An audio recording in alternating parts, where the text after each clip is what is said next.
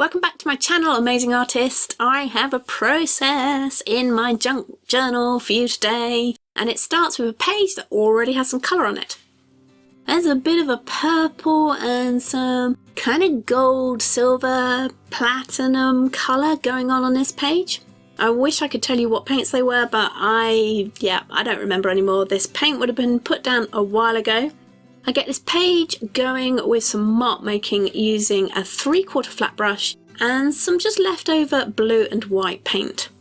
So there's no real reason for this. I'm just working on a page, building up some texture, and that's pretty much how I got started on this page today. I do quite like the colours peeking through. If any of those survive to the end, those original colours, then I will be quite happy. But I'm not trying to save them either, so if they get covered up, they get covered up. I don't want to dictate too early on what stays and what goes on this page, so I'm not thinking about it. I'm just adding new colour and putting it wherever the mood takes me. Then I left this piece to dry completely. Now the purple on the page did attract me to it, so my next colour I chose was really with that in mind. But again, with no real sense of the purple having to be a big thing, or that I needed to preserve anything that was already on the page. So the mark making ended up as a random sort of short brush stroke dotted around the page.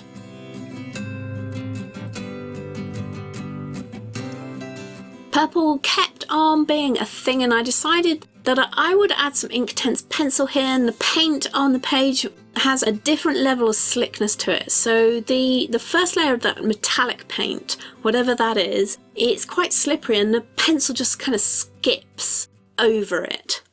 Doesn't layer a lot of colour or pigment down.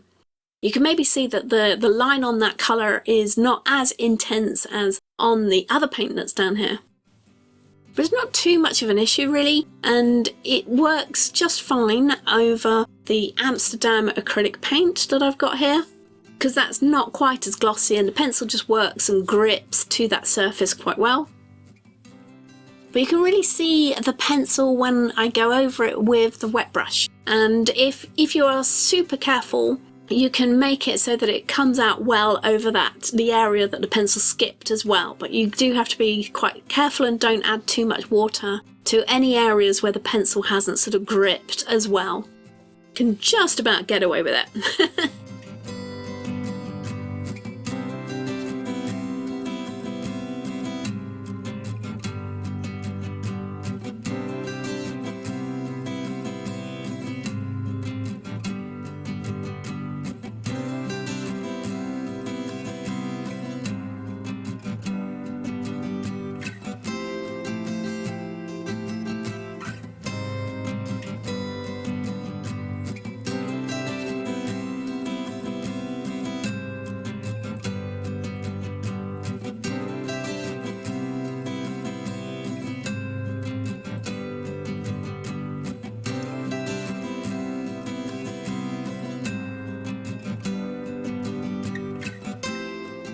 This piece then rested for a couple of days until my next art session, which was later the same week, and when I came back to it I was still in a purple frame of mind for it, so carried on with that colour, but this time adding white to it to make a tint, and a bit of paint smushing never goes amiss.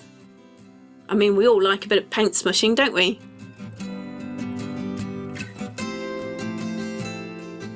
Don't worry about the Inktense pencil because I have added water to it, so it becomes quite good at staying in place, even on that shiny surface. Anyway, if I do get any mixing, you'll barely notice it really, as the colours are quite close.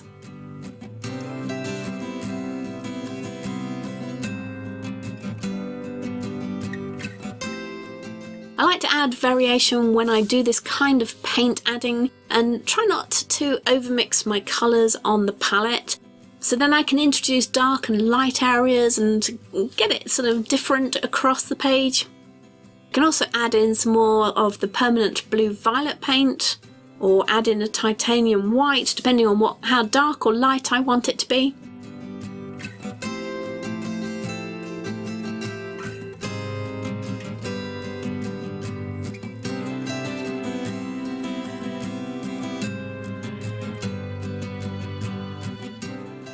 From this point, the page rested again, but this time I think it was over a week before I had another art session, and I admit I was not sure where I wanted this piece to go.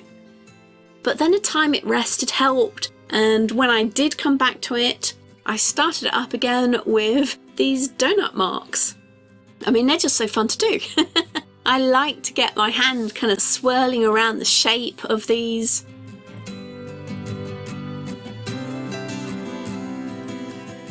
It's a pink colour that I'm using, actually a Venetian red light, or no, it's called Venetian rose.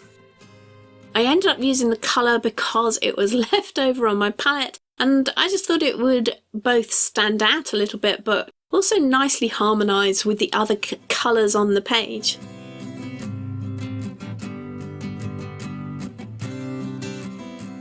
I left this to dry whilst working on another piece, and then when I came back to it I wasn't sure where to go again, but for some reason I decided to add in some more pencil work, and I thought I would just add in some Inktense, the black. I haven't actually used this black Inktense colour pencil before, because usually when I want that kind of look I will go for my Stabilo all pencil. But this pencil was on my desk, so I thought, well, I might as well just use this one. Now I'm happy to report that it worked really well, and probably just as well as the Stabilo pencil, and it was perfect for this situation.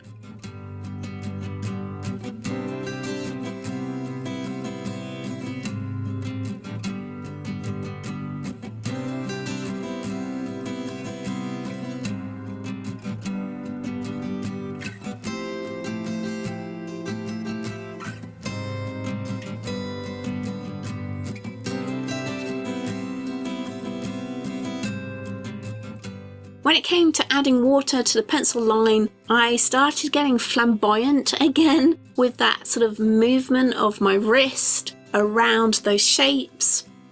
And I got into a rhythm of brush swirls, making it quite swirly, and the colour, it builds up on your brush with Inktense. It can build up quite nicely so that you can then add in the colour in different places where there isn't any pencil.